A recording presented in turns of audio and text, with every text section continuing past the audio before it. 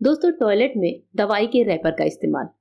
ये टिप थोड़ी सुनने में अजीब है, लेकिन इसके फायदे आपको हैरान कर देने वाले होंगे। तो चलिए शुरू करते हैं आज की वीडियो।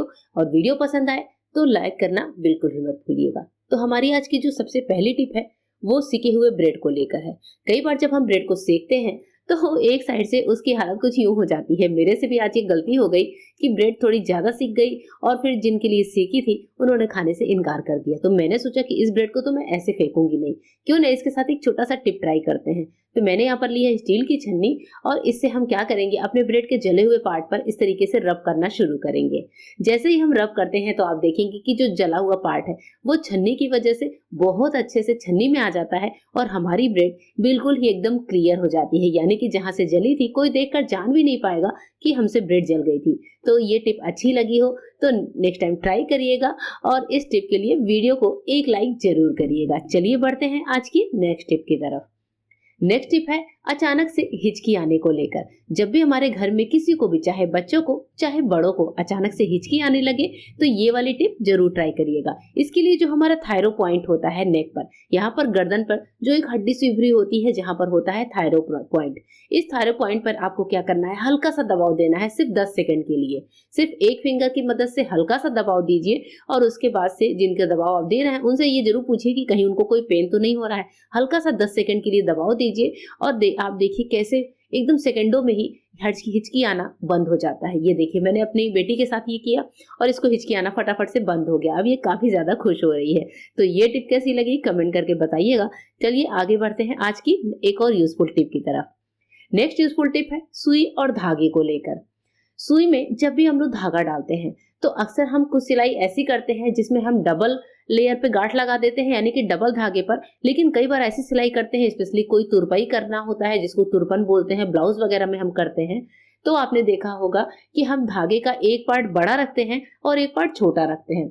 लेकिन जो छोटा वाला पार्ट है वो क्या होता है, वो धीरे धीरे सरक के और फिर सुई से ही निकल जाता है। हमें सिलाई करते वक्त पता भी नहीं होता है और इस वजह से डिस्टर्बेंस काफी ज्यादा होती है। ये छोटा वाला पार्ट बार बार ही खिसकता है और इससे हम सिलाई करते समय काफी ज्यादा इरिटेट भी होते हैं।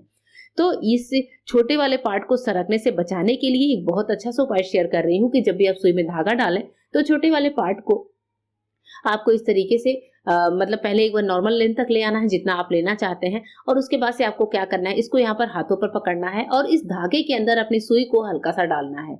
जी हाँ, धागे के अंदर भी जब आप डालकर देखेंगे, थोड़ा सा मतलब आराम से देखना पड़ेगा, तो आप देखेंगे धागे के अंदर सुई बहुत इजीली चली जाती है और इस तरह से एक बहुत छोटी सी नॉट, यानी कि बहुत छोटी सी गांठ इस धागे में लग जाती है। इसके बाद ये धागा सरकता नहीं है और बहुत इजीली आप तुरपन वगैरह का काम कर सकते हैं। तो इस तरह से क्या होगा, किसी का काम भी आसान हो सकता है। अगर आपको लगता है कि आपको दिख नहीं रहा है धागे में, तो आप अपने घर के किसी दूसरे मेंबर से भी ये काम करा सकते हैं। लेकिन ये छोटा सा जो नॉट होता है वो हमारी सिलाई के काम को बहुत आसान बनाता है। नेक्स्ट टिप है रोटियों को सॉफ्ट बनाने को लेकर। रोटी अगर आपसे सॉफ्ट नहीं बनती है तो आटा गूंथते समय आप 2 छोटे चम्मच गुनगुने तेल, जी हाँ ल्यूक वार्म ऑयल, इस तरह से अपने आटे में डाल दीजिए। अगर आप नॉर्मल ऑयल डालेंगे तो इसका बिल्कुल भी फर्क नहीं पड़ेगा। आपको यहाँ पर गुनगुना तेल ही ऐड करना है। आटे को गूंथते समय गुनगुना तेल 2 चम्मच ऐड करिए और फिर आटे को गूंथ कर रोटियां बनाइए। आप देखेंगे कि आपकी रोटियां पहले से ज्यादा सॉफ्ट हैं। और हाँ दोस्तों, आटा ज्यादा है तो तेल आप ज्यादा डालिए। मैंने यहाँ पर थोड़ा ही आटा लिया है तो मैंने 2 छोटे चम्मच ही ऑयल लिए हैं। ये टिप भी बड़ी कमाल के होने वाली है। हमारे पास कभी कभी इस तरह के नेकलेस होते हैं, कोई माला वगैरह होती है, कोई चेन होती है, कुछ भी होता है जो गले में पहनने का होता है। कई बार इसको पहनकर हम ऊब जाते हैं, तो इसका इस्तेमाल हम दूसरे तरीके से कर सकते हैं हाथों में पहनने को। यानी कि इसे आप ब्रेसलेट की तरह भी पहन सकते हैं। जैसे मेरे पास ये मोतियों की माला थी, तो अब कितनी बार कोई पहनेगा, एक बार तो हम ऊबने ही लगते हैं। तो इस तरीके से आप किसी भी ड्रेस के साथ इसको ब्रेसलेट बनाकर इस तरीके से डबल लेयर में करके और बस इसका कुंडा लगा दीजिए। बहुत ईजी तरीके से आप इसको पहन सकते हैं। देखने में भी काफी ज्यादा ट्रेंडी लगता है, अच्छा भी लगता है। अगर आपको फंकी ज्वेलरी पसंद है तो मोतियों की माला कर सकते हैं, नॉर्मल ज्वेलरी पहन सकते हैं, तो आप जो हमारी गोल्ड वाली इस तरह की चेन वगैरह होती हैं उनका भी इस्तेमाल कर सकते हैं। आइए देखते हैं आज की सबसे यूजफुल टिप। इस यूजफुल टिप के लिए मैंने यहाँ पर लिए हैं दवाई के रैपर। ये जो हल्के वाले दवाई के रैपर होते हैं, जैसा मैं आपको वीडियो में दिखा रही हूँ ऐसे ही दवाई के रैपर आपको चाहिए। कड़े वाले जो होते हैं कैप्सूल्स के, वहां पर उनकी नीड यहाँ पर नहीं है। यहाँ पर हमें इस तरीके वाले जो सिल्वर फॉइल टाइप के ही रैपर होते हैं वही चाहिए। इस दवाई के रैपर को आपको लेकर इस तरह से छोटे छोटे बॉल के शेप में बना लेना है। ये जो हमारे दवाई के रैपर हैं, ये बहुत ही मिरेकलस तरीके से काम करते हैं। हमारे टॉयलेट में ये एकदम जादू की तरह काम करेगा। चलिए कैसे, चलिए आपको दिखाती हूँ और बताती भी हूँ कि इसका रीजन क्या है। अब जब हम अपने टॉयलेट में आते हैं दोस्तों, कई बार ऐसा होता है कि हमें अपने टॉयलेट की हर दूसरे तीसरे दिन सफाई करनी पड़ती है, जब हमारे घर में यूज करने वाले लोग ज्यादा होते हैं।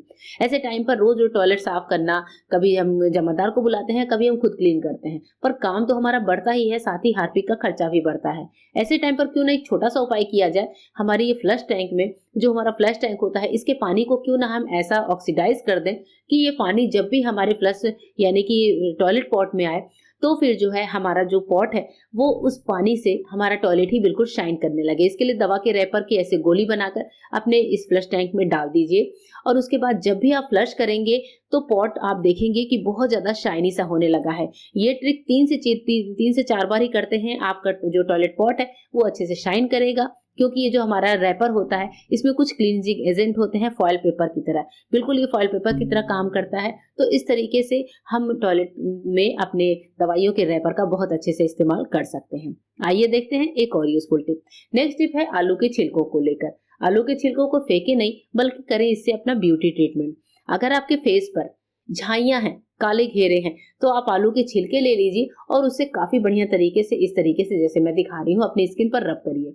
इनका कोई साइड इफेक्ट नहीं है, उल्टे आलू का जो रस होता है उससे हमारे डार्क सर्कल खत्म होते हैं, चेहरे की काली झाइयां खत्म होती हैं। चाहे आपको कितनी भी साल पुरानी झाइयां हो, आप ये उपाय 5 से 10 दिन करके देखिए, आपको खुद देखने को मिलेगा कि आपकी स्किन में शाइन आने लगी है, पुरानी जो झाइयां है वो खत्म होने लगी हैं।